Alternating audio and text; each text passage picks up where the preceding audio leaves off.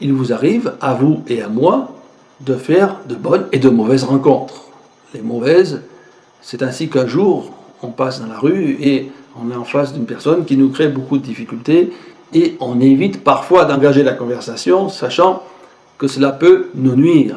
Et dans d'autres circonstances, on va peut-être nous présenter telle personne qu'on ne connaissait pas, on va parler avec elle, il va y avoir un contact, des échanges, on trouve que cette personne est intéressante, on va aller la voir, elle va venir dans notre maison et ça va être formidable. On va découvrir un ami et cela est une bonne chose. La Bible nous parle des rencontres que Jésus a faites, des bonnes rencontres. Ainsi, dans 3 évangiles, il nous est parlé de cet aveugle Bartimée, ce mendiant. Et on peut s'imaginer la situation difficile de cet homme. Il est là, dépendant des autres, il tend la main pour qu'on lui donne quelques, peut-être, monnaie ou nourriture, je ne sais pas. Il faut qu'on le conduise peut-être à tel endroit. Quelle servitude, quelle tristesse, quel abattement, quelle humiliation d'être dans cette infirmité. Et ce jour-là, Bartimée se trouvait à Jéricho, à la sortie de la ville. Alors je vais lire le récit que vous pouvez vous aussi lire dans l'Évangile, au chapitre 10 de Marc. Ils arrivèrent à Jéricho, et lorsque Jésus fut sorti avec ses disciples et une grande foule, le fils de Timée, Bartimée, mendiant aveugle, était assis au bord du chemin. Il entendit que c'était Jésus de Nazareth. Et il se mit à crier, « Fils de David, Jésus, aie pitié de moi !» Plusieurs le reprenaient pour le faire taire, mais il criait beaucoup plus fort, « Fils de David, aie pitié de moi !» Jésus s'arrêta et dit, « Appelez-le !» Ils appelèrent l'aveugle en lui disant, « Prends courage, lève-toi, il t'appelle. » L'aveugle jeta son manteau et, se levant d'un bond, vint vers Jésus. Jésus, prenant la parole, lui dit, « Que veux-tu que je te fasse ?» « Rabboni, lui répondit l'aveugle, « que je recouvre la vue. » Et Jésus lui dit, « Va, ta foi t'a sauvé. » Et aussitôt, il recouvra la vue et suivit Jésus dans le chemin. Voilà un court récit, plein de vie. On se l'imagine, Jésus qui sort de cette ville de Jéricho, il a enseigné, il a peut-être fait quelques miracles, et là, il rencontre cet aveugle. Et cette rencontre a été bénéfique. Bénéfique pour l'aveugle d'abord. Voilà un homme qui entend parler de Jésus. Et il a sûrement eu des récits, des commentaires, des témoignages concernant Jésus. Il sait qu'il est puissant, qu'il ressuscite les morts, qu'il purifie les lépreux. Il a la puissance de Dieu, il est le Fils de Dieu. Et cet homme, il a la foi. Ah, c'est merveilleux d'avoir la foi. Hein? On aimerait bien l'avoir comme cet aveugle Bartimée. Et je vous assure que vous pouvez avoir la foi en Jésus-Christ, car la foi vient de ce qu'on entend, et ce qu'on entend vient de la parole de Dieu. Et dans la mesure où vous écoutez sa parole, où vous la lisez, que vous retrouvez avec d'autres chrétiens pour une étude biblique, un culte, une réunion dite d'évangélisation ou d'autres occasions, votre foi, elle va grandir. Nous avons tous un embryon de foi, mais cet embryon, il doit croître et ça dépend de nous. Donc, vous avez la possibilité, vous aussi, d'avoir la foi.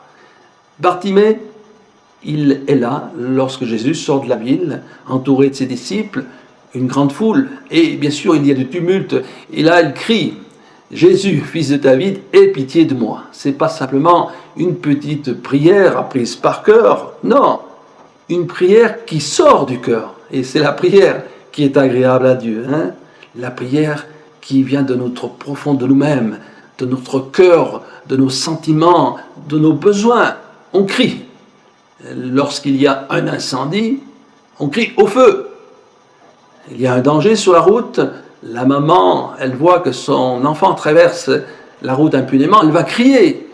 Et l'enfant va s'arrêter, l'automobiliste aussi. Cet enfant va être préservé d'un accident. Il est dit dans la Bible que lorsqu'un malheureux crie, l'Éternel l'entend.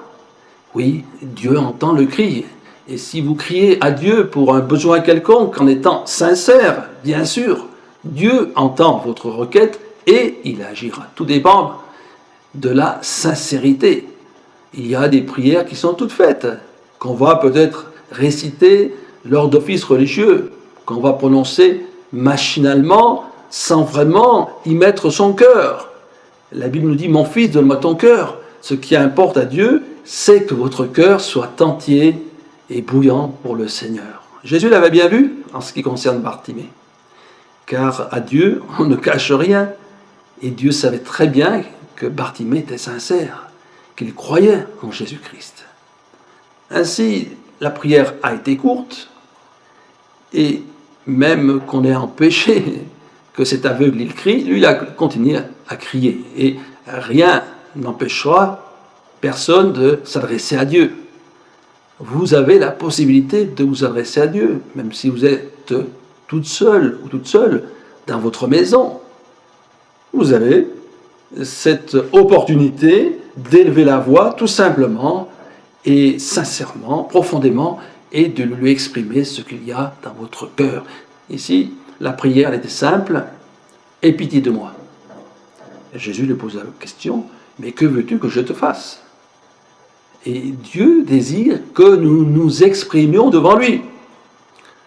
La bouche fermée, ça ne veut rien dire. En nous exprimant, Dieu réalise notre sincérité, notre profondeur, notre véracité. Il est dit que Dieu veut que la vérité soit au fond du cœur. Soyez vrais, chers amis, avec Dieu. N'importe comment, Dieu connaît toutes choses dans votre vie. Il connaît votre passé, le présent et l'avenir. Vous ne pouvez pas tricher, c'est pas possible. Alors, autant lui dire les choses telles qu'elles sont. Vous êtes peut-être dans une situation difficile. Il y a de la tristesse, des échecs dans votre vie. Dites cela au Seigneur. Ou alors, c'est le péché. Vous savez très bien que votre vie n'est pas agréable à Dieu, que vous commettez le mal sous diverses formes. Demandez à Dieu qu'il vous pardonne, et même qu'il vous libère d'une passion qui vous tient, qui vous pousse, qui vous contraint à faire le mal. Dieu sait très bien que vous ne pouvez pas vous en sortir tout seul. Mais, en demandant, il interviendra. Remarquez, pour Bartimée, il a été exaucé. Et Jésus lui dit, « Va, ta foi t'a sauvé. » C'est pas plus compliqué que ça. « Va, ta foi t'a sauvé. » C'est par la foi que l'on est sauvé. Ce n'est point par les œuvres. L'important, c'est de croire en Dieu, de croire en sa parole, aussi aux promesses, à l'existence aussi et la venue de Jésus-Christ, et à la résurrection, à la mort de la croix du Seigneur. Les vérités essentielles, fondamentales, qui vont construire votre foi. Ces vérités sont comme des colonnes ou des piliers qui vont soutenir votre foi. Et lorsque vous mettez votre foi au Seigneur, il agira. Il agira et vous allez faire des expériences merveilleuses. La foi, ça se vit. Ça se vit dans le quotidien, dans tous les domaines de notre vie.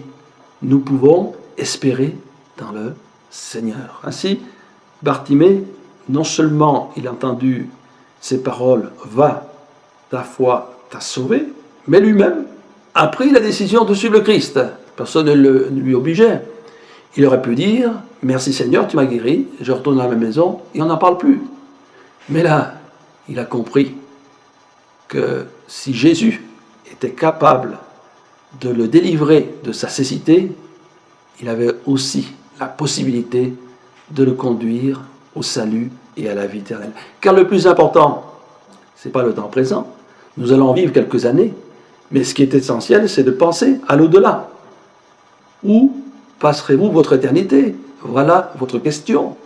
Et elle doit être réglée maintenant, cette question. Ce n'est pas lorsque nous quitterons cette terre qu'il faudra penser à Dieu et au salut. C'est aujourd'hui le jour favorable, c'est maintenant, l'instant que Dieu peut vous faire connaître ce salut qui a coûté la vie à Jésus-Christ. Il est mort pour vos péchés, il a versé son sang à la croix afin que vous soyez pardonnés. Engagez-vous dans la vie chrétienne, lisez les évangiles, la Bible, et surtout, très important, joignez-vous à un groupe de chrétiens qui, eux aussi, vivent la foi. On ne le regrette pas d'être chrétien.